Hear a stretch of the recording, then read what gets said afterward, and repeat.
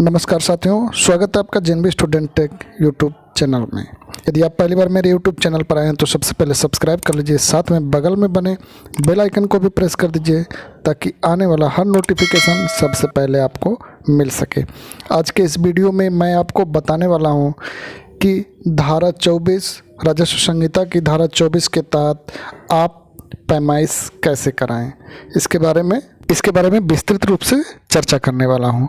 तो आपको ये बताऊंगा कि यूपी रेवेन्यू कोड 2006 सेक्शन 24 के तहत 1000 रुपये में एक से अधिक गाटाओं का सीमांकन कैसे कराएं। ये नक्शा आप देख पा रहे हैं, किसी एक गांव का नक्शा है जिसमें ये गाटा संख्या 10 द्वारा एप्लीकेशन दिया गया कि मेरे खेत को गाटा संख्या 13, गाटा संख्या 5 और गाटा संख्या 11 के लोगों ने जोत रखा है। उसको किसी तरह से जानकारी हुई कि ये मेड़ जहाँ पर है मौके पर ऐसे है, और ये कहीं से इनको जानकारी हुई कि मेड़ यहाँ ना हो करके जैसे पहले मैं दिखाया था वहाँ होना चाहिए, यानी यहाँ से ऐसे मेड़ होना चाहिए और ये ऐसे सीधी मेड़ होनी चाहिए। तो इनको जानकारी हुई तो इन्होंने एक एप्लीकेशन दिया।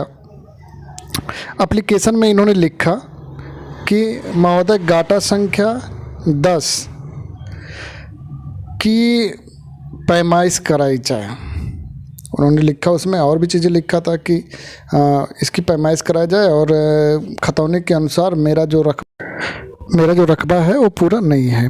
तो उन्होंने जो एप्लीकेशन दिया था उस पर मुझे जानकारी हुई तो पूछा मुझसे यूट्यूब पर कमेंट करके कि धारा 24 क्या होती है। तो मैं आपको बता रहा हूँ कि धारा 24 के तहत आप 1000 रुपये में अपने कई गाटाओं की पैमाइश करा सकते हैं, परंतु शर्त ये है कि सभी गाटे एक दूसरे से सटे हुए होने चाहिए।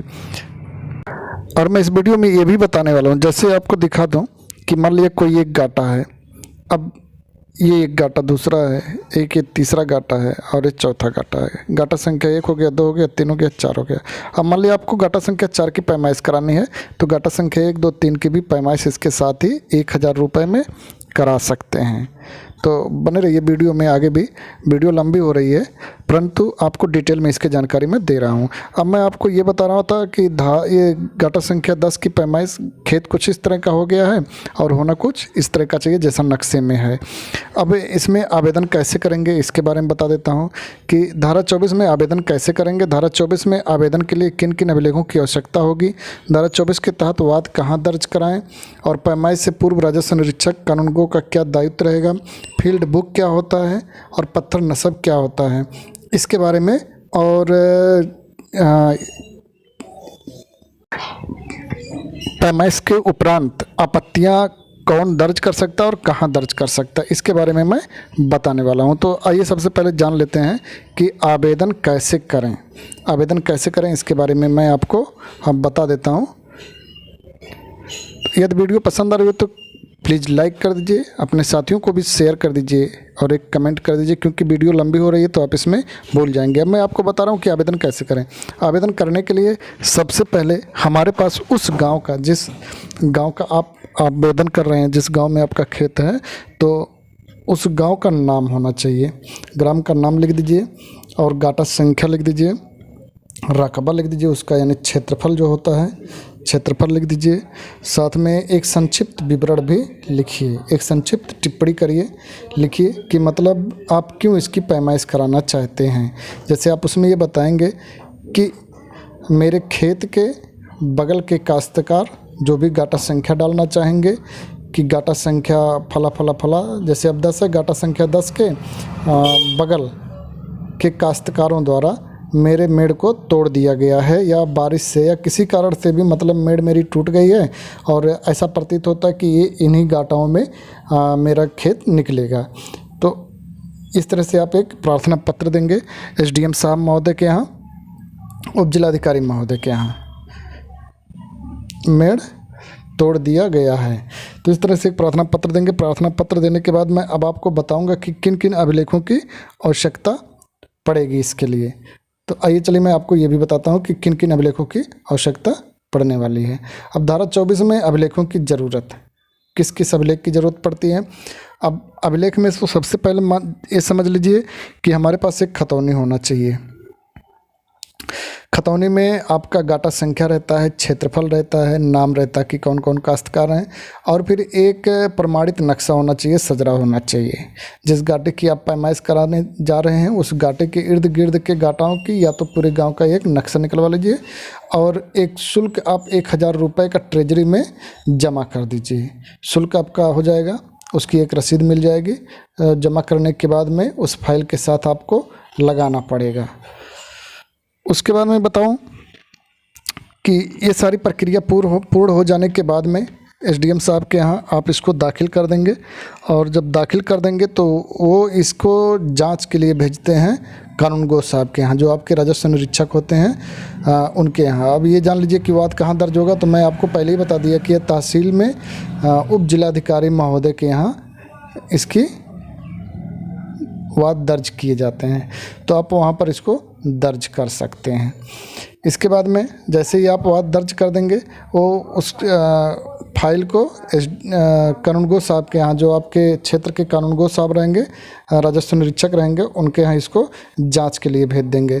फिर वो पैमाइश करने से पहले उनकी क्या प्रक्रिया, इसके बारे में बता देता हूँ कि राजस्व निरीक्षक पैमाइश से पूर्व क्या उनका दायित्व है। तो ये जान लीजिए कि राजस्व निरीक्षक जो होते हैं वही इसकी पैमाइश कराने जाते हैं। तो उनका दायित्व ये है कि पैमाइश से पहले उस गाटा से सटे हुए सभी काश्तकारों को, जैसा कि मैं बता रहा था कि गाटा संख्या 10, अब गाटा संख्या 10 के सटे हुए गाटा संख्या 13, 11 और 5 है। अब इन लोगों को, जो इनके काश्तकार होंगे, सभी काश्तकारों को कानूनगो साहब द्वारा सूचना भेजा जाएगा कि हम इन गाटाओं की पैमाइश कराने वाले हैं फला तारीख को, या कोई दिनांक जो निश्चित करेंगे कि फला दिनांक को, इस दिनांक, जो भी दिनांक निर्धारित किया जाएगा वो दिनांक से संबंधित सूचना सभी काश्तकारों को भेज दी जाएगी, जो सटे हुए खेत या गाटे रहेंगे उनके। जैसे कि आप देख पा रहे होंगे कि सटे हुए सभी गाटों के काश्तकारों को सूचना भेजी जाएगी। अब जब सूचना सबको भेज दिया जाएगा, एक दिनांक नियत हो जाएगा, उस दिन पैमाइश की प्रक्रिया पूरी की जाएगी। पैमाइश के लिए कानूनगो साहब अपनी टीम के साथ वहाँ जाएंगे और उस गाटे की पैमाइश के लिए सारी प्रक्रिया पूरी की जाएगी। जैसे वहाँ पर मान लिया गाटा संख्या 10 को नापना है, तो हमारे पास एक पत्थर यहाँ रहेगा, एक पत्थर गांव के सीमान पर ही सारे पत्थर मिलेंगे आपको, ऐसा ही एक पत्थर यहाँ भी रहेगा। अब गाटा संख्या 10 को नापना है तो एक गुनिया होती है, उस गुनिया से नक्शे में नापा जाएगा कि यहाँ से यहाँ तक की दूरी कितनी है। फिर हमारे पास एक जरीब होगी, उस जरीब से उसको वो नाप देते हैं। तो कानूनगो साहब के पास जो जरीब है उससे इसकी पैमाइश की गई, यहाँ से लेकर और यहाँ से लेकर ये ऐसे यहाँ से यहाँ भी नाप सकते हैं, और यहाँ से डायरेक्ट फिर इस पर भी नाप सकते हैं, और यहाँ से यहाँ भी नापा जा सकता है। ये तब होता है जब ये तीनों पत्थर ना होते, लेकिन यहाँ ये चारों तरफ पत्थर हैं तो कोई ज़रूरी नहीं, ये चारों पत्थरों से चारों कोने को नाप लिया जाएगा, जैसा कि मैं आपको दिखा पा रहा हूँ। ये सारी चीज़ें की जाएंगी, और इसको करने के बाद एक स्पॉट मेमो तैयार किया जाएगा। स्पॉट मेमो का अर्थ होता है कि ऑन स्पॉट जहाँ पर आप खड़े हैं क्या स्थिति रही है, कैसे क्या किया गया, उसके बारे में उसमें डिटेल में लिखा जाता है। स्पॉट मेमो में उन सभी किसानों को सूचना दी जाएगी, बताया जाएगा कि मौके पर ही कानूनगो उसको तैयार करेंगे कि गाटा संख्या 10 किन किन किसानों के गाटों में जा रहा है, उसकी जानकारी दी जाएगी। और आवेदक को भी बताया जाएगा कि गाटा संख्या 10 किन किन खेतों में या किन के गाटों में जा रहा है। उसके बाद में स्पॉट मेमो पर हस्ताक्षर, निशानी, अंगूठा बनवा लिया जाएगा जो लोग वहां उपस्थित रहेंगे, खासकर आवेदक से और जो अगल बगल के काश्तकार हैं उनसे। ये सारी प्रक्रिया पूर्ण करने के बाद में इसको दाखिल किया जाता है एसडीएम साहब के यहाँ। कानूनगो साहब द्वारा इसको एसडीएम साहब के यहाँ जमा कर दिया जाएगा, दाखिल कर दिया जाएगा। फिर यदि आपको आपत्ति करना है, एक मौका मिलेगा आपको 15 दिन का कि आप चाहें तो आपत्ति कर सकते हैं। तो यदि आप आपत्ति करना चाहते हैं तो इसमें आप आपत्ति कर देंगे। उसके बाद में एक फील्ड बुक बनेगी। फील्ड बुक में ये दर्शाया जाता है कि किस पत्थर से कितनी दूरी पर ये गाटा पड़ता है। जैसे यहाँ से हम नापना शुरू किए तो कितने जरीब कहाँ से कैसे है इसको बताया जाता है। जैसा कि मैं यहाँ आपको एक उदाहरण के तौर पर बता देता हूँ कि जैसे ये गाटा है और ये इस तरह से एक गाटा है। अब इस गाटे के चारों तरफ पत्थर हैं, एक पत्थर दो पत्थर ऐसे करके चारों तरफ पत्थर है। अब यहाँ से यहाँ तक नापा गया कितना जरीब हुआ ये उसमें दर्शाया जाता है फील्ड बुक में। ऐसे दूसरे पत्थर से भी दर्शाया जाएगा और इसी तरीके से तीसरे और चौथे पत्थर जहाँ जहाँ से नापा जाएगा वहाँ से उसको दर्शा दिया जाएगा कितनी जरीब और कितनी कड़ी है। जैसे मैं यहाँ दिखा पा रहा हूँ कि 5 जरीब 3 कड़ी, 3 जरीब 2 कड़ी, 2 जरीब 2 कड़ी। ऐसे ही इस पत्थर से जैसे 8 जरीब है, 8 जरीब 5 कड़ी। तो इस तरह से एक फील्ड बुक बना के जमा कर दिया जाता है। अब जो अगल बगल के काश्तकार हैं उनको कोई आपत्ति है तो आपत्ति दाखिल कर सकते हैं। आपत्ति और उसका निस्तारण होने के बाद इस फील्ड बुक का एसडीएम साहब के यहाँ दाखिल करेंगे। तो वहाँ से जब इसका निस्तारण हो जाता है तो उसके बाद में पत्थर नस्ब की प्रक्रिया पूरी की जाती है। दाखिल करने के बाद में 15 दिन का आपत्ति का मौका मिलता है। अब मैं उसके बारे में बताता हूँ। अब मैं लिख लिया आपत्तियाँ, यानी जिस दिन पैमाइश होती है उससे लेकर, पैमाइश दिनांक से लेकर दिनांक से 15 दिवस के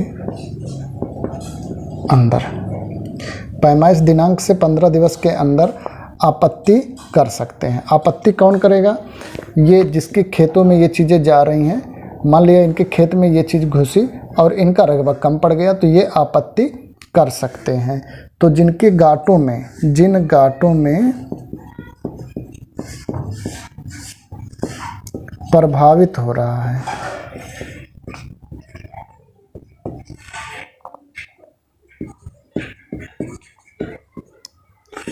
वो लोग इसकी आपत्ति कर सकते हैं। तो ये हो गया आपत्ति 15 दिवस के अंदर। और जब आपत्ति फाइनल हो जाएगी, यानी जो भी चीज़ें रही हों वो सारी चीज़ें क्लियर होती हैं, उसके बाद हमारा काम चलता है पत्थर नस्ब। ये सबसे अंतिम प्रक्रिया पत्थर नस्ब। पत्थर नस्ब मतलब हो गया कि जो गाटा नापा गया, जैसे मान लिया ये गाटा था, इसकी पैमाइश की गई। अब कुछ इस तरह का गाटा रहा, पैमाइश हुई तो इस पत्थर से इस पत्थर से इस पत्थर से इस पत्थर से जहाँ जहाँ हम लोग नाप करके लाए फील्ड बुक में जो चीज़ें बनी थी, उसके बाद में यहाँ एक पत्थर यहाँ, एक पत्थर यहाँ, एक पत्थर यहाँ पर गड़वा करके काश्तकार को सौंप दिया जाता है। इसको कहते हैं पत्थर नस्ब। पत्थर नस्ब से पहले यदि आपत्ति में कोई आपत्ति लगाया तो उसकी पैमाइश पुनः एक बार की जाएगी। पैमाइश करने के बाद में ये पत्थर नस्ब की अगली प्रक्रिया की जाएगी। पत्थर नस्ब के बाद काश्तकार को इस तरह से पत्थर गाड़ करके कानूनगो महोदय द्वारा सौंप दिया जाता है। अब ये इस पत्थर के अंदर ही इसको जोतेगा, बोएगा। और एक होता है कि यदि आप इस पत्थर को हटा देते हैं, मान लिया बगल के काश्तकार, आप यहाँ आपका खेत है, यहाँ आपका खेत है, यहाँ आपका खेत है, आप इस पत्थर को हटा देते हैं तो आपको जुर्माना भी भरना पड़ेगा, साथ में आपको ये पत्थर गड़वाना भी पड़ेगा। धन्यवाद। वीडियो बहुत लंबी हो गई। यदि वीडियो आपको पसंद आई हो तो लाइक कर दीजिएगा, कमेंट कर दीजिएगा, अपने साथियों को ज़रूर शेयर कर दीजिएगा।